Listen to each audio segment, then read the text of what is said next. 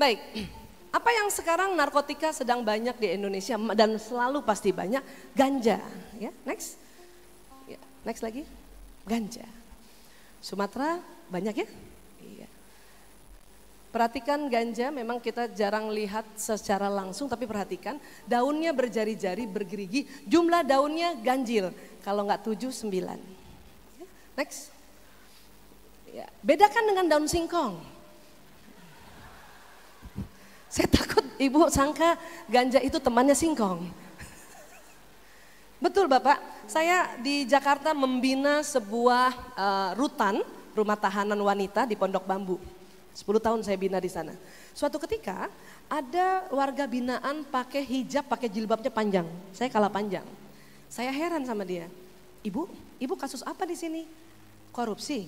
Bukan Bu Aisyah. Saya kasus narkoba. Hah? Narkoba? Ibu pakai? Enggak. Ibu jual? Enggak. Loh kenapa ibu di sini? Saya pencinta tanaman. Suatu ketika ada orang ya kasih tanaman ke saya nggak tahu kalau itu ganja. Saya kira temennya singkong. Jadi dia taruhlah di halaman depan, rumahnya di pinggir jalan.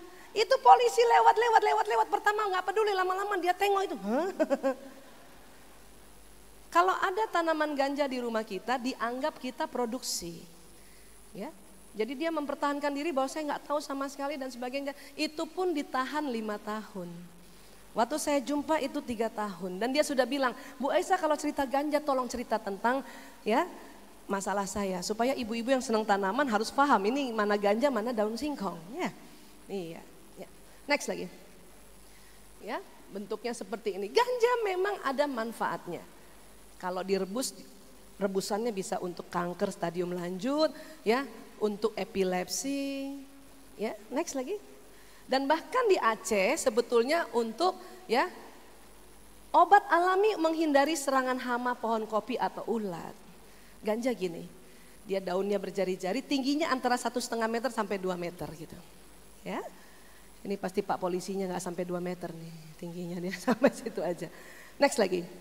Bahkan dulu batangnya bisa dibikin kain dan kertas. Kalau sekarang undang-undang kita untuk negara kita semuanya daunnya, batangnya, bijinya sudah masuk narkotika golongan 1. Ya, next lagi. Ya, lanjut lagi. Next. Ya. Di Indonesia ganja yang disalahgunakan kalau dijualnya eceran biasanya dibungkus koran seperti ini atau kertas coklat bungkus nasi. Bapak Ibu kalau melihat seperti itu pas dibuka daun-daun kering, daun biji ada batangnya itu ganja sudah. Dulu saya sudah dokter tapi tidak ada seminar seperti ini. Saya lihat di kamarnya Sahril ada ganja, waktu saya tanya apa ini? Dia bohongi saya. Itu dia bilang itu pucuk teh pilihan. Jadi saya kira itu teh. Ya. Nah, sekarang boleh bantu saya? Ya. Kalau ada orang seperti merokok tapi gayanya seperti ini, mundur sedikit Rudi. Ya, itu pakai ganja. Kalau ada orang seperti merokok tapi ditutup semuanya, itu pakai ganja. Atau bahkan, buka tanganmu Dona, lintingan rokoknya itu dia taruh di hidung, itu ganja. Sampaikan sama anak-anak begitu. Dan kalau ada orang seperti ini dan kita berdiri di sini, hati-hati ya, asapnya pun bisa kena kayak kita. Nanti otaknya seperti tadi hitam-hitam. Kalau di Jakarta, kalau polisi melihat ada orang kayak gini, ini ditangkap, ini ditangkap. Ini dibawa kantor polisi, ini dibawa kantor polisi. Ini dites kencingnya, ini dites kencingnya. Hasilnya ini positif, ini positif. Hanya bedanya ini positifnya true positif agak tebal, ini false positif tipis. Saya ajarkan anak-anak saya yang 5 orang, nak kalau ada orang kayak gini kamu pergi menjauh. Anak saya yang kedua tanya, berapa meter Bu? 1 kilo. Jauh banget, iya larilah. Karena ini bisa ditangkap kiri kanan depan belakang. Sekarang di Jakarta sedang begitu. Ya, ini. Dan Bapak Ibu pernah lihat orang pakai ganja? Mungkin ada yang pernah, ada yang juga belum. Boleh saya kasih ilustrasi? Ya, orang kalau pakai ganja suka tertawa-tertawa sendiri walaupun tidak ada yang lucu. Ya, dan senang makan. Silakan.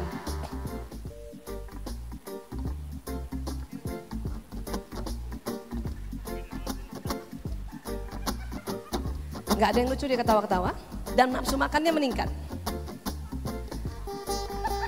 Kalau ini karena lapar kayaknya memang. Tadi pagi belum makan. Ini dia. Ya. Jadi kalau ada orang ketawa-ketawa sambil makan, hati-hati. Bedanya dengan orang-orang yang biasa, orang pakai ganja matanya bengkak. Atas bengkak, bawah bengkak, dalamnya merah. Kalau ini tidak bengkak karena hanya ilustrasi. Ya. Bedanya sakit mata ada kotorannya. Orang pakai ganja mata bengkak, merah, ketawa-ketawa sendiri dan suka makan. Masih lapar. Dan sudah tidak realistis. Ibunya jatuh pun bukan ditolong, malah ditertawakan. Sampai kapan dia tertawa? Sampai lintingan ganjanya habis. Kalau dia pakai lagi, tertawa terus. Ya, narkoba ada yang namanya gejala putus zat. Ya, mari kita lihat gejala putus zat dari ganja. Kalau setelah dia pakai kemudian tidak ada lagi. Yang tadinya tertawa-tawa, ini jadi diam saja. Bengong. Dan biasanya lihat jam, 1 detik itu dia lihat perputarannya 1 menit. Ya. Oke. Nah ini orang pakai ganja. Kalau dia pakai lagi ganjanya, dia ketawa lagi. Ya. Dan yang bahaya dari ganja adalah ini. Ya.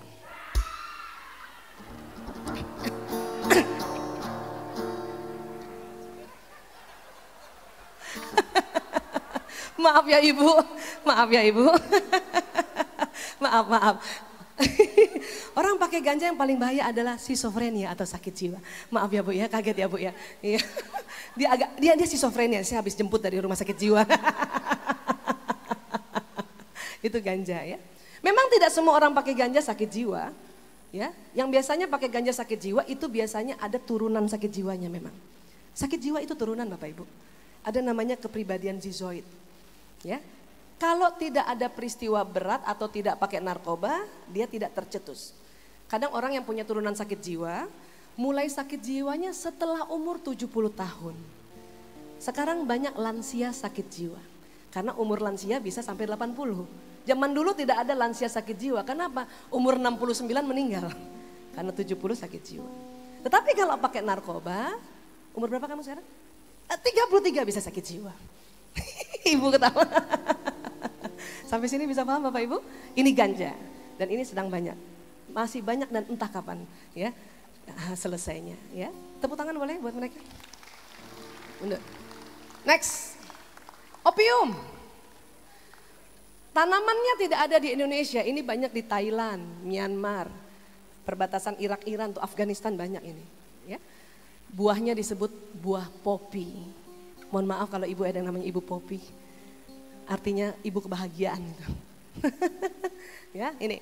Tetapi zat ini masuk juga di Indonesia. Tahun 90-an itu banyak sekali. Ya. Sekarang sedang sedikit dan harganya mahal, tapi 5 tahun ke depan dia merebak lagi. Ini yang disebut candu mentah. Ini kalau dikeringkan candu mentah itulah jadi morfin dan kodein. Pernah dengar ibu morfin? Kodein pernah dengar? Kodein itu obat batuk. Iya, biasanya diberikan pada orang yang asma. Jadi kalau kita punya anak asma, batuknya kambuh, kita bawa ke dokter dan ke dokter kasih obat racikan, itu pasti ada kodeinnya. Tolong resepnya disimpan. Takutnya di sekolah sedang ada pemeriksaan narkotika, itu opiumnya positif itu. Kasihan, padahal anak kita sedang terapi asmanya. Jadi resep harus disimpan atau minta kopi resep di apotek. Ya, next lagi. Nah, ini yang merajalela tahun 90-an, makanya kacau. Keluarga baik-baik, anak baik-baik kacau. Ini dia. Sebutnya putau. Ya. Dipakai dengan cara next. Itu isap. Dulu saya di kamar Sahril, saya lihat benda-benda ini, kartu telepon bekas, tutup CD, uang kertas digulung. Saya pikir itu kan benda halal sebetulnya. Tapi kalau ini ditemukan bersamaan seperti itu tandanya ada orang pakai heroin di situ. Apalagi dari jauh seperti pakai ngerokok tapi di mulutnya itu uang kertas yang digulung yang diambil asapnya. Ini yang disebut chasing the dragon atau ngedrag. Ada lagi dengan cara menyuntik. Pakai sendok biasanya Bu. Kalau ibu menemukan ada sendok yang ibu heran kenapa dari kamar mandi dan bawah sendok itu hitam, hati-hati. Siapa tahu itu habis dipakai buat ya pakai heroin karena dibakar. Ya. Next lagi, mari kita lihat ciri-cirinya. Silakan.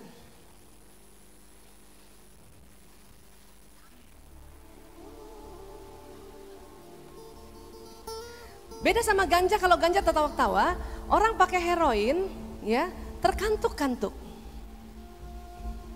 Terkantuk-kantuk. Bahkan berdiri pun bisa tidur. Ya. Apalagi gatal, karena heroin bikin gatal. Dan sering garuk-garuk, kemudian garuk-garuk wajahnya. Ya. Apalagi sering memegang rokok yang dibakar. Kalau ini karena ilustrasi jadi tidak boleh dibakar. Ya. Bapak Ibu kalau melihat ada orang merokok sambil ketiduran bisa jadi itu pakai heroin. Atau ya rokoknya ketiduran, itu juga bahaya. Ya. Ada lagi yang kita bisa lihat, minta mic-nya. Ya. Kalau bicara suaranya agak berat, agak cadel, coba kita cek. Cek Mbak Adel. Punten Mbak Adel, maaf maju dulu sebentar. Ibu maaf boleh ya pura-puranya ini tetangganya ya Bu. Ya, kamu ngomong sama Ibu. Hadap sini dong. Oke, salah.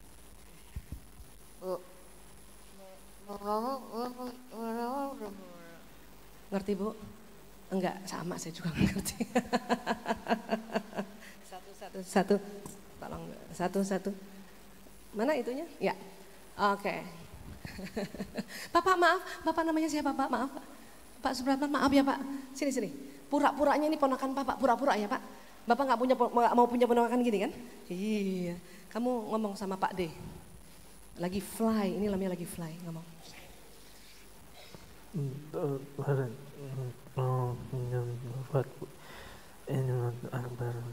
Tahu Pak? Bapak Ibu, kalau Bapak Ibu menemukan seseorang terkantuk-kantuk, garuk-garuk wajah, pegang rokok yang dibakar dan kemudian bicaranya seperti ini, bisa jadi habis pakai heroin.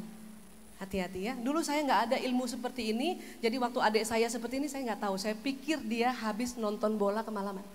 Ya, tetapi, boleh mic-nya kasih ke mbaknya. Tetapi ya, cadelnya itu tidak permanen. Dia akan setelah itu kembali normal, ya. Coba cek. Tadi Mbak Adel ngomong apa? Bu, oleh-oleh Medan yang paling enak apa ya? Ini mah kode. Kode keras. Jadi cadelnya nggak permanen, ya. Dia cuma sebentar cadel, kemudian kembali seperti semula. Baik, ya. Mas Rudi, kamu tadi bilang apa sama Pak D? Pak D, pinjam motor mau ikut tablik akbar Pak D. Mabuk mau ikut tablik akbar. Jadi seperti ini ya Pak, seperti ini.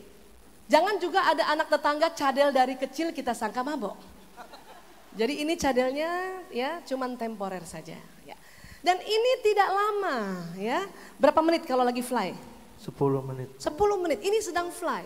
Mbak Adel, berapa menit kalau lagi fly? 10 menit. Mas Robi, berapa menit kalau lagi fly?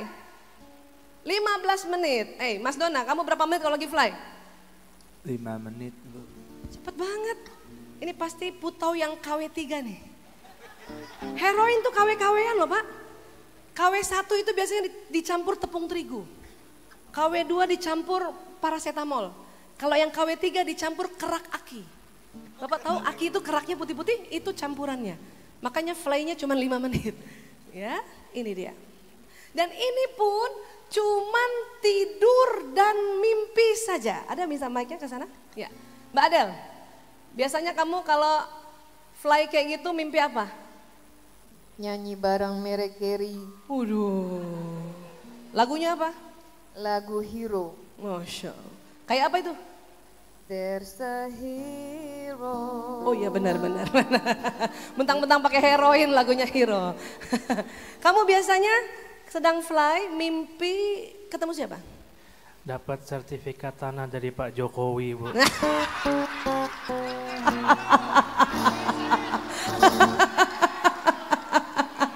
Aduh. Ini pecandu minta sertifikat. Aduh. Ya, jadi cuman mimpi saja Bapak Ibu. Dan gak lama, 10 menit sampai 15 menit. Ya, yang bahaya adalah setelah itu ada gejala putus zatnya, sering disebut sakau. Ya, iya, badannya semuanya sakit. Kita lihat ilustrasinya, silakan.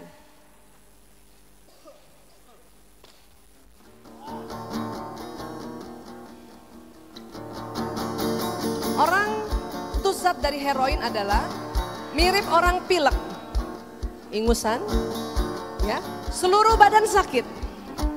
Perempuan paling nggak tahan, tidak bisa tidur, sakit sekali, ya, sakit. Bapak Ibu kalau mau berempati sakitnya kayak apa? Kayak kuku dicabut hari pertama 1, hari kedua, hari ketiga. Kadang mereka tahan sampai 3 hari. Setelah itu nggak tahan, mereka beli lagi, pakai lagi. Pada saat pakai 15 menit hilang sakitnya, tapi hanya bermimpi saja. Habis itu sakit lagi kayak gini. Beli lagi, pakai lagi. Hilang cuma 15 menit, sakit lagi seperti ini. Ini yang disebut ketergantungan. Tahun 90-an Indonesia kena heroin. Keluarga baik-baik, anak baik-baik seperti ini. Memang sekarang sedang sedikit, tapi prediksi kami 5 tahun ke depan seperti ini lagi. Ya, jadi mohon kalau Bapak Ibu melihat seperti ini segera intervensi.